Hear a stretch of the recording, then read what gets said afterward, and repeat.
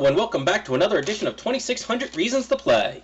I bet you didn't think we'd ever come back, and if I had any sense I probably wouldn't have.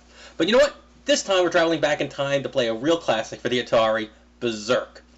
Now, this isn't the original version of Bezerk. This is actually a port of the 1980 arcade classic of the same name. What made the arcade game so cool back in the day is that despite it had primitive graphics and fairly simple gameplay, it had a synthesized voice chip in it that actually had the game talk back to you while you were playing. For instance, if you tried leaving a room without destroying all the robots, the game would call you a coward and tell you to come back and fight like a robot. And if you did destroy all the robots, it would say something like, the humanoid must not escape. A game talking to you nowadays is really not a big deal at all, obviously, but back in 1980, it was revolutionary. Nobody had seen anything of the likes of it, and it kind of blew everyone's mind, and it turned the game, which was a fairly simple game, into an arcade classic. Now, obviously, the arcade game we're playing today, the Atari game that we're playing, is not capable of voice speech. The Atari just did not have the capability for that. But what it did have was a bunch of different modes of play. Now, when I say that there's 12 games on one card, that is a serious misnomer. There was not 12 games on this card. There was just 12 different versions of the same game on one card.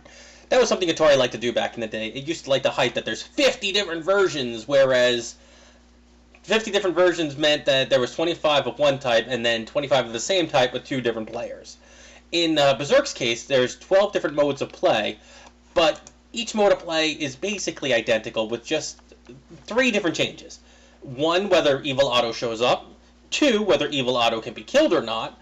Or 3, how many points you need for an extra life, 1,000 or 2,000. So if you take all those different variables together, there's 12 different modes of play in the game. What we want to play, though, is this one here, version number 3. Version number 3 is 1,000 points for an extra life. Evil Otto appears, but cannot be killed. That's basically exactly how the arcade game was played. So that's as authentic as you can get, so that is the version we'll be playing. I think the best way to explain the rules of the game is to just play it and explain it as we go. I mean, it's an Atari game. It's really not that complicated. Berserk is a simple running gun. You can move in, 8 different directions. You can shoot in 8 different directions. And your object is to kill all the robots on the screen, and everything is here to kill you. If you touch a robot, you die.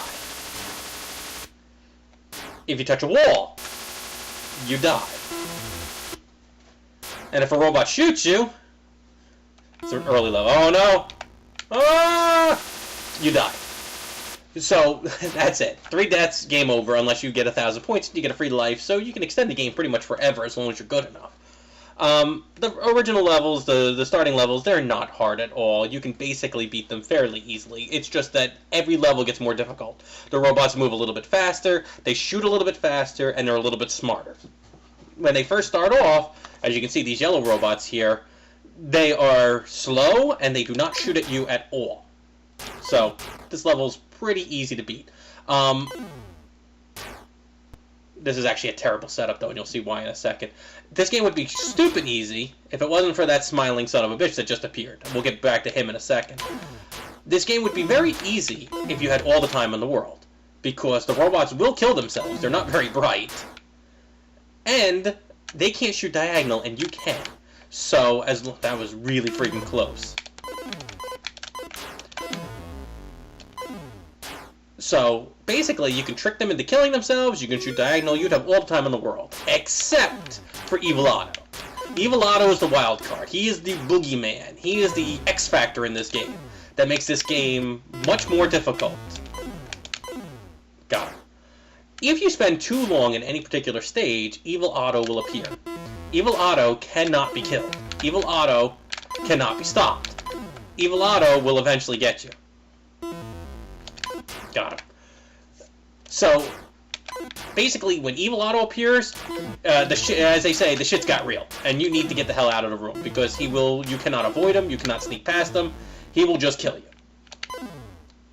Missed him. Took a long shot on that one. You do not have to kill all the robots in a particular room before you can leave. You can leave at any time. The problem is, if you don't kill all the robots, you don't get an extra 70 points. You get enough points, you get free lives, so you really want to get as many points as you can, because this game gets way difficult real fast. See, look how much faster he's moving, look how much faster the, and he's gotta be chasing me. Look at him, look at him, look at him. He's trying to get me, he's trying to get me, he's trying to get me, can't get me. the robots become much faster as the game goes on, and their bullets become crazy fast. Faster than yours. Although, I always notice the closer you get to something... I love that. The closer you get, it seems like the faster your bullets go, but I think that's just a sound effect. I like this. I like these robots. They're the refreshing mint robots. 5 lives. So, as I'm playing, I'm going to tell you a little story. I'll give you a dramatic reading, if you will, because the Atari manual came with a really fun story to explain why you're doing this in the game. Basically, the story goes that it's the year 3200, so, you know, we got a ways to go to find out if this actually happens or not. And you're an astronaut in outer space, and you're exploring distant worlds, and you land on the planet Mazion. The goddamn planet's name is Mazion. Aww. That was pretty freaking cheap.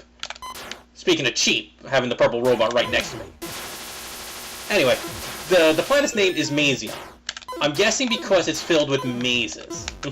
It's like Candy Apple Island. What's on that? Gorillas, but they're not as big. Love Simpsons references. So you land on the planet Mazion, and you are confronted by the evil robots there called Automazions. Because, you know, robots, Mazion. I mean, that's my guess. Now I'm not going to be able to get him. The leader of the Automazion gang, which they do call him a gang of robot thugs, which is a saying that does not appear enough in literature as far as I'm concerned, is the evil Otto, the sadistic, twisted, evil Otto. So, the laughing ball there is these guys' leaders. Which, why not? So they capture you, and they lock you away in the maze. So, you have your laser blaster, I thought I was going to be clear of that one. You have your laser blaster, you defeat the robots, and you escape the maze. Only to find yourself in yet another maze. I can't get this guy. Oh, killed him. Oh, you son of a bitch!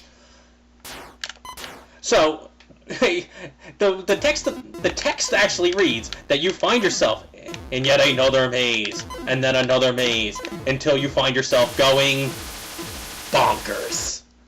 They actually use the word bonkers! The name of the game is Bezerk! They could say until it drives you berserk, but no! That's what they'd be expecting, I guess. Gonna get a free life here. I mean, that is classic Atari bullshit writing. I love it. There's something charming about purposely not using the name of the game where it would fit perfectly. They have to say bonkers.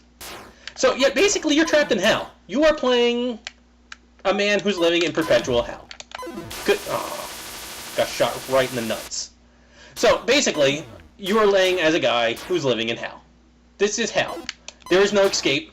The manual explicitly says that when you leave a maze, another one appears. Evil Otto will always be tracking you, and he will eventually find you and crush you.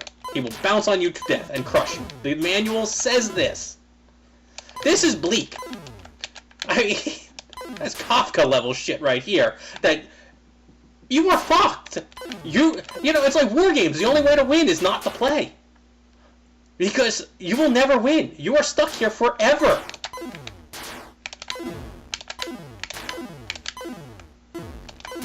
See, like I said, they're getting smarter. And then he does something really fucking stupid. So, what the hell do I know? I'm just a schmuck on the internet. So, what the hell do I know? I'm getting twitchy now. I shouldn't touch a wall. I'm getting twitchy. That's what this game does to you, though. You start doing really good, and like you don't want to fuck up. That happened before. Oh, you son of a bitch! So, basically,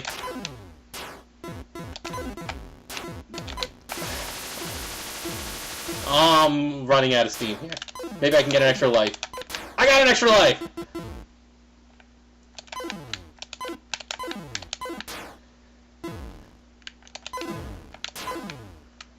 And we're out of here. I wonder if I can break 10,000. That'd be a good score. Let's do a barrel roll. That's a good trick. I'll try spinning. That's a good trick. Oh, you shit. I got a little bit too cocky there, didn't I? Hoisted on my own petard. So, fuck. I'm not gonna break 10,000. And that's pretty much the entire game. 9,600, not a terrible score for me. If I do say so myself, would have liked to have broken 10,000, but, I'm not recording this again. This is good. I like that Evil Otto comes after you're dead and just teabags you for all eternity. Like I said, it's Kafka's level shit. You are screwed the minute you start this game. I'm going to end this, but before I end this completely, I wanted to point this out before. This is actually a really cool little thing that I always loved as a kid. Watch when I kill these robots. Look carefully. For a split second, you see a smiley face. Watch. Smiley face. Smiley face. So, here's my theory. If we are in hell, and if this is a hell, maybe every one of these demons that you destroy is happy that you're destroying them. You're finally giving them release. But the minions of hell are endless. So that's why you just keep going and going and going. And all you can do is try to save as many as you can. Where, maybe it's a fucking Atari game, I don't know. Well, thank you for watching. That concludes this edition of 2600 Reasons to Play. Like, comment, and subscribe and all that. You can follow me on Facebook. You can always check my stuff out at www.superfriendsuniverse.com, where I have other stuff up there. And as always, have you played your Atari today?